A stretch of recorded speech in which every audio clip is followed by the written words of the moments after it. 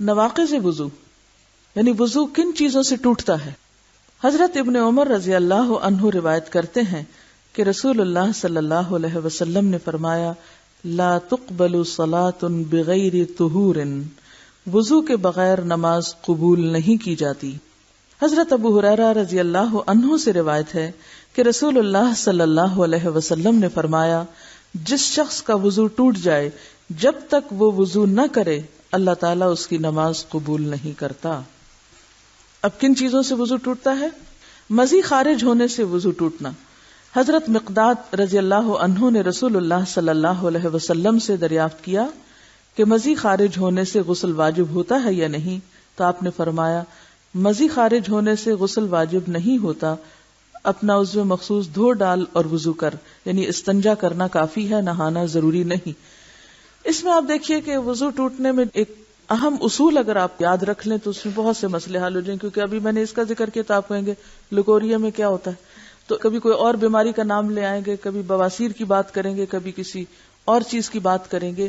تو ایک اہم اصول ہے کہ سبیلین سے جو کچھ بھی نکلتا ہے اس سے وضو ٹوٹ جاتا ہے. سبیلین دو راستوں کو کہتے ہیں، یعنی جو یورین کا راستہ ہے یا پخانے کا راستہ ہے اس میں سے کچھ بھی نکلے، چاہے وہ خون نکلے، چاہے وہ پانی نکلے، چاہے وہ چپکتا ہوا پانی ہو، چاہے وہ لکوریا کہیں اس کو، کوئی بھی نام آپ اس کو دیں، یا ایون ہوا خارج ہو، تو اس سے وضو ٹوٹ جاتا ہے. یہ ایک اہم ترین اصول ہے. اگر آپ کو یہ یاد رہے تو پھر ہر ایک نئے نام کے ساتھ کچھ سوال کرنے کی ضرورت پیش نہیں آئے گی.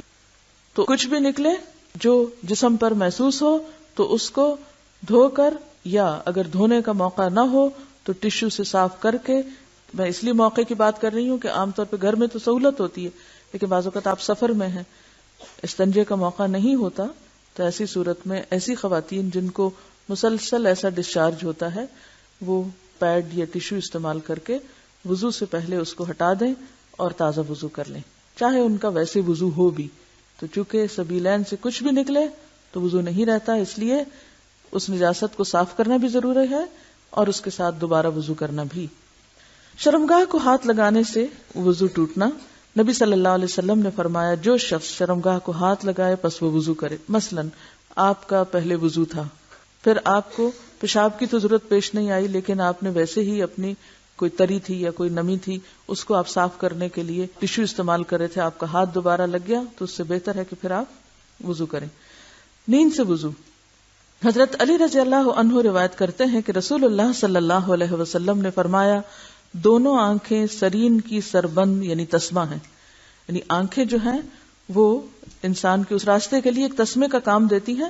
بس جو شخص سو جائے اسے چاہیے کہ دوبارہ وضو کرے، کیونکہ ہوتا یہ کہ جب انسان سو جاتا ہے تو وہ بالکل غافل ہو جاتا ہے، اس کے جسم سے کیا نکل رہا ہے، کیا ہو رہا ہے، اسے کچھ بھی یاد نہیں ہوتا کہ وہ کس حال میں تھا. لہذا سونے پر انسان کا وضو ختم ہو جاتا ہے تو دوبارہ وضو کیا جائے. حضرت ابو ہریرہ رضی اللہ عنہ فرماتے ہیں کہ جو شخص سو جائے اس پر وضو واجب ہے. حضرت انس رضی اللہ عنہ فرماتے ہیں اصحاب رسول صلی اللہ علیہ وسلم نماز عشاء کے انتظار میں بیٹھے بیٹھے اونگتے تھے اور وضو کیے بغیر نماز ادا کر لیتے تھے. اس سے کیا پتہ چلتا ہے کہ اگر کوئی شخص بیٹھا ہے تو بیٹھنے کی پوزیشن میں عموماً انسان کے جسم سے کچھ نہیں نکلتا. جیسے آپ نماز کے لیے انتظار کر رہے ہیں، صف میں بیٹھے ہوئے، اور اتنے میں آپ کو ہلکی سی اونگ آ جاتی ہے اور آپ کا سر نیچے ہو جاتا ہے، تو اس سے فرق نہیں پڑے گا. ہاں اگر آپ ٹیک لگا کے آرام سے سو گئے، کونی ٹکا کے یا کمر پیچھے لگا کے، تو اس سے پھر آپ کو دوبارہ وضو کرنا ہوگا. جب تک آپ کی ٹیک نہیں کہیں، آپ بالکل اسٹریٹ سیدھے بیٹھے ہوئے ہیں اور صرف گردن لڑکی ہے یا آنکھوں میں تھوڑی سی اونگ آ گئی ہے تو اس سے وضو نہیں ٹوٹتا. ہم پڑھ رہے تھے کہ کن چیزوں سے وضو ٹوٹ جاتا ہے، نواقض وضو، کیونکہ وضو کے بغیر نماز نہیں ہوتی. تو پہلی چیز ہم نے پڑھی مزی خارج ہونے سے، دوسری چیز استنجا کرنے سے یا شرمگاہ کو ہاتھ لگانے سے، تیسری چیز سو جانے سے، اور چوتھی چیز ہے ہوا خارج ہونے سے. رسول اللہ صلی اللہ علیہ وسلم کے سامنے ایک ایسے شخص کی حالت بیان کی گئی جسے خیال آیا کہ نماز میں اس کی ہوا خارج ہوئی ہے. تو نبی صلی اللہ علیہ وسلم نے فرمایا نماز اس وقت تک نہ توڑے جب تک ہوا نکلنے کی آواز نہ سنے یا اسے بدبو محسوس نہ ہو. یعنی محض شک کی بنیاد پر یا وہم کی بنیاد پر یا جسم میں ایسے ہی کوئی سرسراہٹ ہوئی ہے اس کی بنیاد پر وہ یہ نہ سمجھے کہ اس کا وضو چلا گیا ہے جب تک کہ واضح علامت نہ ہو. اب بعض اوقات یہ دو علامتیں بہت واضح نہیں ہو سکتی، لیکن انسان کو یہ پتہ چل جاتا ہے کہ اس کے جسم سے ہوا نکلی ہے، تو اس وقت اس کا وضو نہیں رہے گا. لیکن محض وہم کی بنیاد پر نماز نہیں توڑنی چاہیے، کیونکہ بعض لوگ وضو کر ہی نہیں پاتے، 10 15 دفعہ وضو کرتے رہتے ہیں کہ شاید ان کے جسم سے پھر کچھ نکل آیا، تو وہ صرف شیطان کا وسوسہ ہوتا ہے، اس کو اہمیت نہیں دینی چاہیے. بس ایک دفعہ صحیح طور پر وضو کر لینا چاہیے، اور اگر یہ دو علامتیں محسوس ہوں وضو کے دوران یا پھر نماز کے دوران تو دوبارہ وضو کر لینا چاہیے. قے، نکسیر اور وضو. نکسیر کیا ہوتا ہے؟ ناک سے قطرہ قطرہ خون ٹپکنا. قے یا نکسیر آنے سے وضو ٹوٹ جانے والی روایت کو جو بلوغ المرام اور ابن ماجہ میں ہے، امام احمد اور دیگر محدثین نے ضعیف کہا ہے، بلکہ اس سلسلے کی تمام روایات سخت ضعیف ہیں. لہذا برات اصلیہ پر عمل کرتے ہوئے یہ کہا جا سکتا ہے کہ خون نکلنے سے وضو فاسد نہیں ہوتا. یعنی سبیلین سے خون نکلے پھر تو فاسد ہوگا، لیکن اگر ناک سے ٹپک پڑا یا دانت سے نکل آیا یا کوئی چھوٹا موٹا کٹ لگ گیا تو پھر کیا ہو. اس پہ جتنی روایات ہیں عام طور پر جس پر عمل ہوتا ہے وہ ضعیف ہیں. اس کے برعکس اب یہاں وہ دلیل دیتے ہیں کہ اس کی تائید اس واقعے سے بھی ہوتی ہے جو غزوہ ذات الرقاع میں پیش آیا، جب ایک انصاری صحابی رات کو نماز پڑھ رہے تھے. کسی دشمن نے ان پر 3 تیر چلائے جن کی وجہ سے وہ سخت زخمی ہو گئے اور ان کے جسم سے خون بہنے لگا، مگر اس کے باوجود وہ اپنی نماز میں مشغول رہے.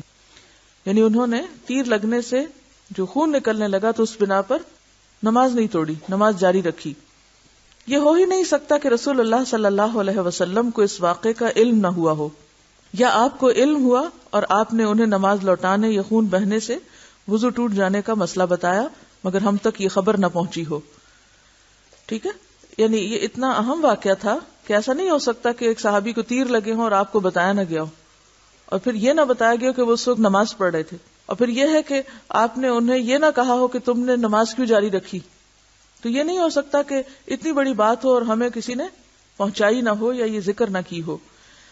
پھر اگلی روایت ہے، اسی طرح جب حضرت عمر رضی اللہ عنہ زخمی کیے گئے تو آپ اسی حالت میں نماز پڑھتے رہے حالانکہ آپ کے جسم سے خون جاری تھا. یعنی جب آپ کی شہادت ہوئی ہے تو اس موقع پر جب آپ کو زخمی کیا گیا تو اس وقت بھی آپ نے نماز نہیں توڑی حالانکہ خون نکل رہا تھا.